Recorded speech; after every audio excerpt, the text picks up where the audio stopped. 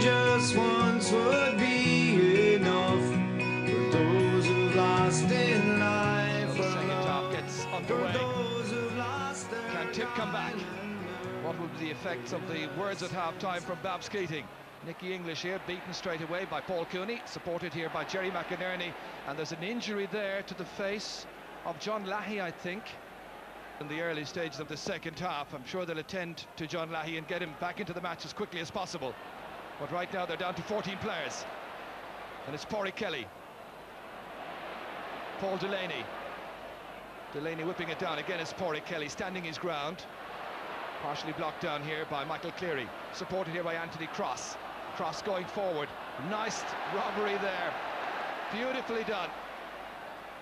Pat Malone swinging it downfield.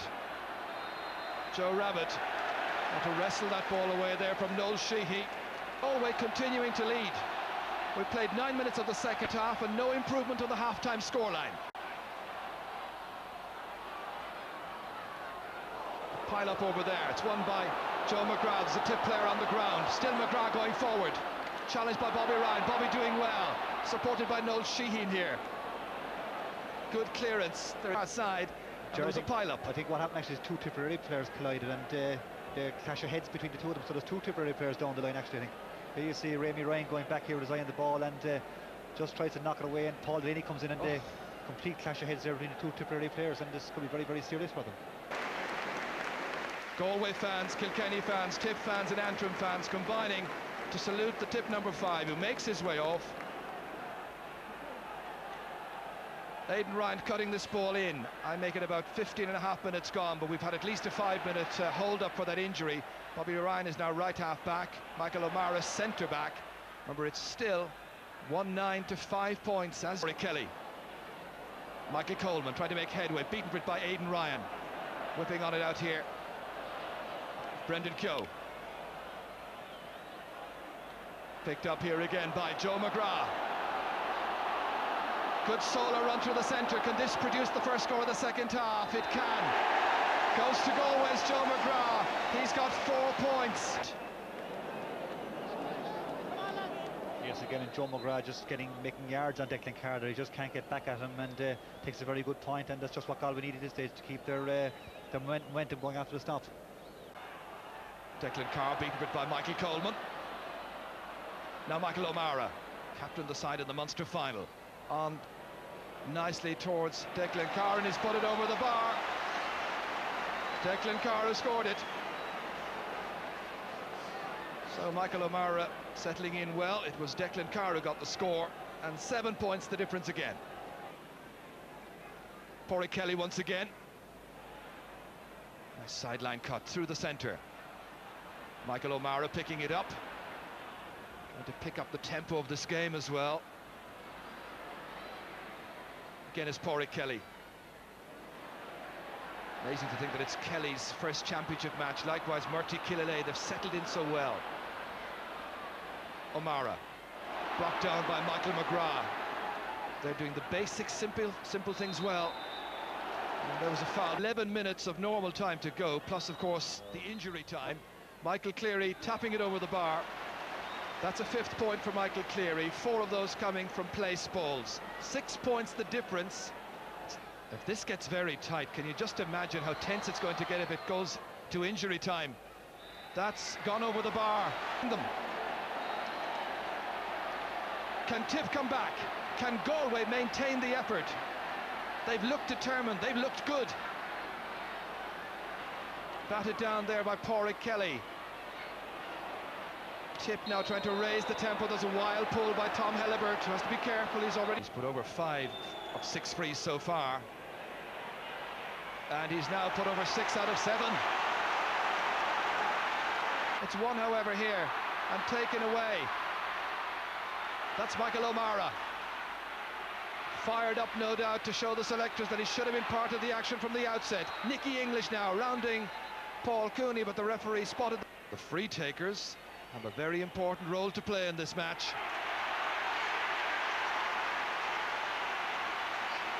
The gap is closed to just a goal. Outside the 45-metre line. He's put it over. That's a very important point by Joe Cooney. 3 points for Joe Cooney this afternoon, all of them coming from frees out of 5 attempts. Concerned Galway faces now. Jerry McInerney, but it's anybody's game. Pat Malone swinging defence into attack to Joe Cooney, broken down off the fingers of Joe towards the other Joe Rabbit. Rabbit going forward, here's a hand pass, Liam Fahey scoring chance, stopped by Ken Hogan. Well, he may have been culpable of the goal that beat him in the first half, but this time he comes to his side's rescue. Hit straight at him, it has to be said, but he was there, accurately placed. But now it's Hopper in the follow-up who drills over the point. Michael McGrath has got a goal and a point. 2 unanswered points now by Galway. 3.5 to go, plus the injury time. Anywhere near the sideline, Pat Fox shouldering Jerry McInerney. Jerry Mack, as he's known, trying to take it out, supported by Pat Malone. Not a very good pass. It's a nervous finish to this game. Pádraig Kelly running into John Lahey, picked up by Nicky English, looking at the target, it's over! Nicky English with his first point of the match. 4 points the difference. It's injury.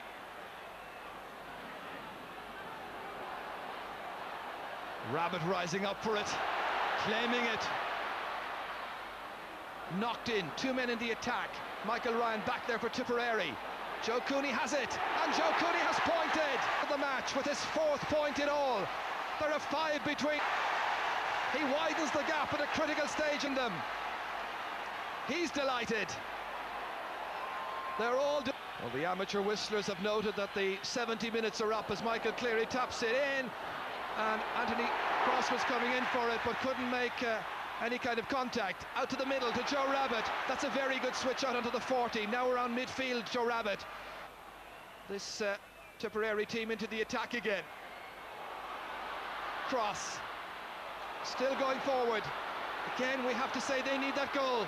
Anthony Cross, he's put it over the bar. A point by Cross. 4 points between the teams. It's now down at the discretion of referee Dickie Murphy. I didn't have a clock on it, but I guess around 5 minutes must surely have elapsed. One there by Declan Carr. Joe Rabbit. Struck forward by Liam Burke. Saved from going wide there by Joe Cooney. Fed back to Joe McGrath. Turning into Michael O'Mara. Cooney again. The umpires consider it. The hand raised in the arm. It's a Galway point, and there are 5 between them. Is that it? Well, that's great play by Joe Cooney just when Galway needed a score. Held up the ball well and gets an excellent point. Father Iggy Clark, he missed an All-Ireland final. Was it 1980? I'm not quite sure.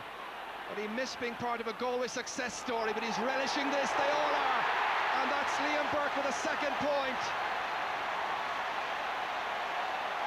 Galway in their first championship match of the season. Galway have just brought in Liam Turley in place of Michael Coleman, clearly injured.